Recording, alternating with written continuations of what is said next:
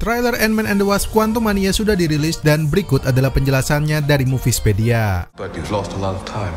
Rangkaian adegan pembuka masih menampilkan beberapa momen seperti yang terdapat pada trailer sebelumnya. Nah, hanya saja yang membedakan adalah narasi yang ada di belakangnya, di mana Kang mencoba mengelabui Scott Lang bahwa di balik kehidupannya sebagai seorang Avengers yang punya keluarga, namun sayangnya di sisi lain dia nggak memiliki kendali atas satu hal, yaitu waktu. Well, yang gue suka di sini teman-teman, Marvel secara perlahan mulai menunjukkan kalau salah satu keunggulan Kang dibandingkan Thanos, yaitu dia tidak hanya kuat secara fisik dan juga persenjataan, tetapi juga sangat gampang untuk memprovokasi pikiran seseorang karena kelicikannya. Nah, tentunya kita juga bisa melihat ya teman-teman, di mana Marvel juga mencoba untuk mempermainkan persepsi penonton kalau sesuatu bisa saja terjadi kepada orang-orang tersayang Scott Lang, seperti misalnya pada Casey Lang ataupun pasangannya yaitu Hope, karena dua karakter ini seolah-olah menjadi motif Scott untuk mau menuruti perintah dari Kang. I don't care who this guy is. Pada rangkaian adegan selanjutnya ada penampakan Kang, Scott Lang, Casey di tempat yang diduga Chronopolis, sambil ada narasi dari Jane Van Dyne yang menjelaskan mengenai kemampuan sosok yang diduga adalah Kang, yaitu seperti misalnya dia bisa menulis ulang suatu realitas hingga mengacaukan sebuah garis waktu. Dan setelahnya seperti yang bisa kita lihat ya teman-teman, meskipun kita juga nggak tahu apakah ini adalah bagian dari kemampuan yang dimiliki oleh Kang untuk mengubah Scott menjadi banyak, ataukah jangan-jangan ini adalah pengaruh dari lingkungan di alam kuantum yang memungkinkannya.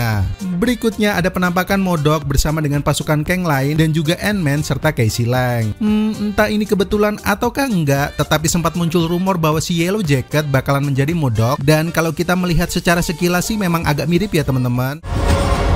Selanjutnya ada beberapa rangkaian adegan yang berbeda meskipun memiliki satu kesamaan, yaitu Scott Lang mencoba untuk menyelesaikan misi yang ditugaskan oleh Kang, sedangkan Jane, Hank Pym, dan juga Hope berada di lokasi yang berbeda, seperti seolah-olah mereka sedang terburu-buru ingin menuntaskan sesuatu. Sementara itu, di sisi lain ada Scott yang sedang menatapi bentuk bangunan tertentu, yang sebagaimana udah pernah gue bahas sebelumnya ya teman-teman, bahwa bangunan ini memiliki ornamen yang mirip dengan gelang yang dimiliki oleh Shang-Chi, dan diduga kuat juga mempunyai kemampuan untuk mengendalikan energi yang sangat besar. Berikutnya kita bisa melihat ada Scott Lang dan juga orang-orang kesayangannya seperti bersiap menerima serangan dari Kang serta pasukan mereka. Dan kalau ngomongin soal pasukan, maka muncul kecurigaan atau teori penggemar kalau jangan-jangan pasukan Kang adalah dirinya sendiri yang digandakan dalam jumlah yang banyak, sebagaimana dia juga bisa menggunakan kemampuannya untuk menggandakan sosok Scott Lang.